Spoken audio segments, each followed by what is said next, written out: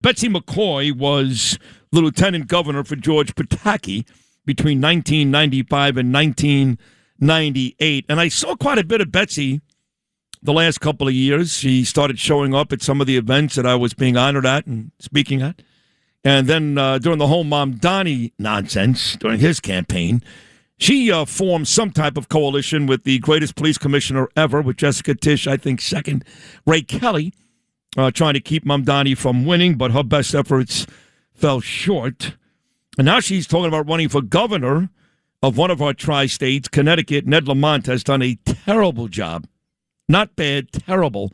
We don't talk much about him because, in all honesty, he's probably not as bad as Kathy Hochul or Phil Murphy, but he's pretty close.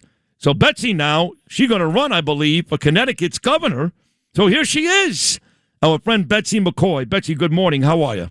Good morning, Sid. Yes, in fact, I've been a Connecticut girl for much of my life. I was raised in Connecticut, in Milford, and then in Westport. So I lived there as a kid. My dad was a factory worker at the W.E. Bassett nail clipper factory in Derby. And how did I become a New Yorker? Well, I was lucky enough, even we didn't have a lot, but I won a scholarship to college. That's how I came to New York. Actually, the day we got the news that I was going to college, and my dad put that Vassar decal on the back of his old blue Dodge Dart and drove me to college. It was, frankly, the biggest day of his life. Awesome. The tears rolled down his face. Big day for me, too. Aww. And then I came to New York for many years, but now I've lived in Connecticut for a while, and I'm going to fix Connecticut because you are so right. Connecticut is in a death spiral economically. I'm going to axe the tax, as the ad says on your show. I'm going to eliminate the state income tax and make Connecticut the tax haven of the Northeast. Florida without the palm trees. I like that a lot. You know, we had a lot of old friends at WFN. They lived there. Imus had a big house in Westport, Connecticut. Your old friend Don Imus and our good buddy Christopher Mad Dog Russo. He lives in New Canaan, Connecticut. All lovely places. I did many, many shows from just outside Yale University in New Haven. So I love the state, too, and it is a lovely state. But look, you know, Betsy, you're not the first Republican to run against Ned, obviously, and we've heard other people make some similar promises. Art Lapper being one, Bob Stepanowski talking about axing the tax, the income tax. But as you point out, they weren't really serious about it. They kind of made it a one-sentence pledge in their, I guess, during their campaign, but never really did much to really pursue that, which seems to be the real death knell for Connecticut. Why was that the case with those guys as compared to you? Because it's a different time. I'm looking at a map of the United States right in front of me, and I can count 11 states that are going towards zero. In other words, all across the country now, unlike back then, states are showing that they can gradually reduce their income tax to zero without causing a fiscal crisis. My plan is not an austerity plan. It's right now the income tax provides half of Connecticut's budget, but this is not creating a big hole. What the plan says is that every time revenue goes up 5%, you have to slash the income tax another percentage point. So you go down gradually and companies start moving in. And as they move in, business increases. All the revenues increase, believe it or not. That's what supply side is. The revenues increase. The state becomes prosperous. In fact, the president's own Council of Economic Advisors put out a report January 26th, just recently, and it said specifically about Connecticut. If Connecticut axes the income tax, it will boost business startups by 26% the first year. Think of all the people listening, Sid, who have always dreamed of starting a business. Now is the time. It will also boost pre-tax earnings of the average wage worker by $6,700. I'm not talking about the money you save because you don't have to pay the tax.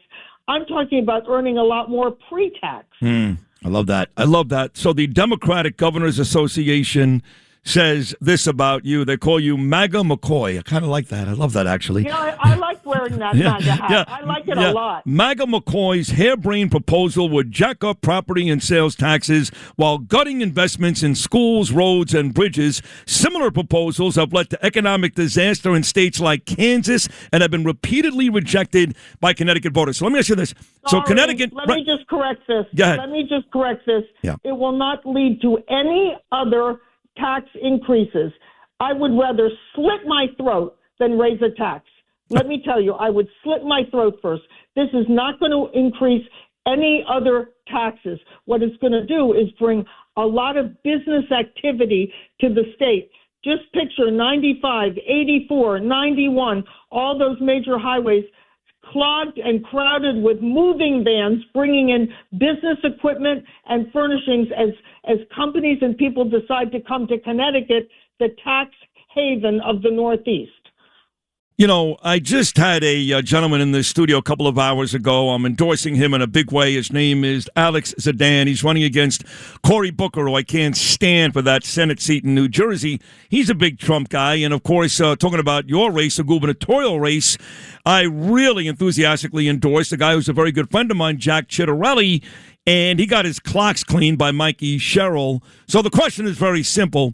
There was an incumbent Democrat in New Jersey, Phil Murphy. He was a terrible governor, not bad, terrible, but Jack was a MAGA guy, and he got killed. Are you worried, them calling you MAGA McCoy, are you worried that that type of attachment to Trump in a state where Ned Lamont has won 2 consecutive times, and he's running again, that could hurt you? No, I'm not worried at all. Donald Trump does what he believes is best for America, and I'm going to do what I believe is best for the state of Connecticut. So above and beyond, Betsy, lowering the income tax, which I agree with you, is a must do, and I think it's a brilliant way to start. What are the other issues in Connecticut that the voters should start paying attention to? Oh, this is a very big issue, and many of your listeners will care about this so much. Home ownership. I am defending local zoning and home ownership because Hartford is waging a war against homeowners. First, they passed this law that virtually eliminates the ability of towns to regulate zoning. So you can spend your life saving up to buy a single-family home on a quiet street, and now Lefty Lamont wants to come in and say, I'm going to build a big apartment building right next door to you, or even put a trailer park there. Right. All for the sake of what his law calls economic diversity. As if that was government's job. It's not government's job to say that every town must have exactly the same number of poor people, slightly poor people, middle-class people, etc. I think you're cute, Betsy. You've got nicknames already. You like Trump, Lefty Lamont. You got Moneybags Lamont. I like that. You got like 10 nicknames to this guy already. Very good. Well, it's pretty easy to mock Lefty Lamont because he's already been in 2 terms. It's been a disaster.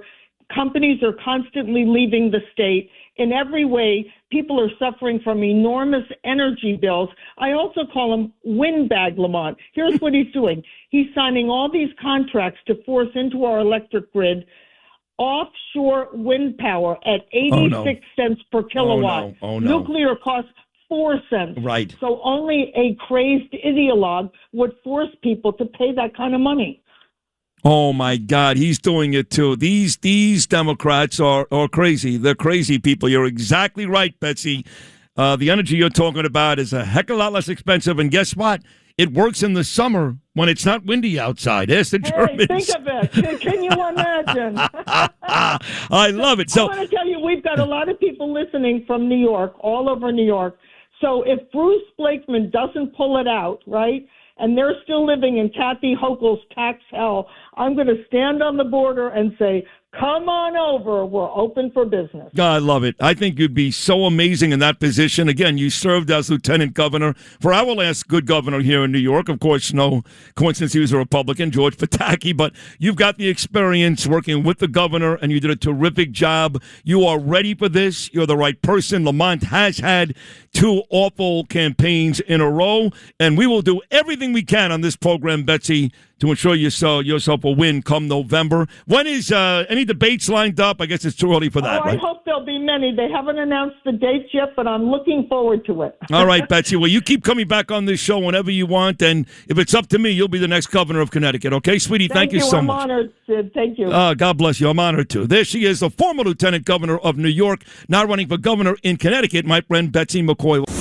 Thanks for listening to Sid and Friends in the Morning. You can hear Sid and Friends in the Morning weekday mornings at 6. If you like the podcast, share it with your friends and listen anytime at WABCRadio.com and download the WABC Radio app. Hit that subscribe button on all major podcast platforms. Plus, follow WABC on social on Instagram, TikTok, Facebook, and X. See you next time for a new episode so you never have to wonder. What the heck is going on here?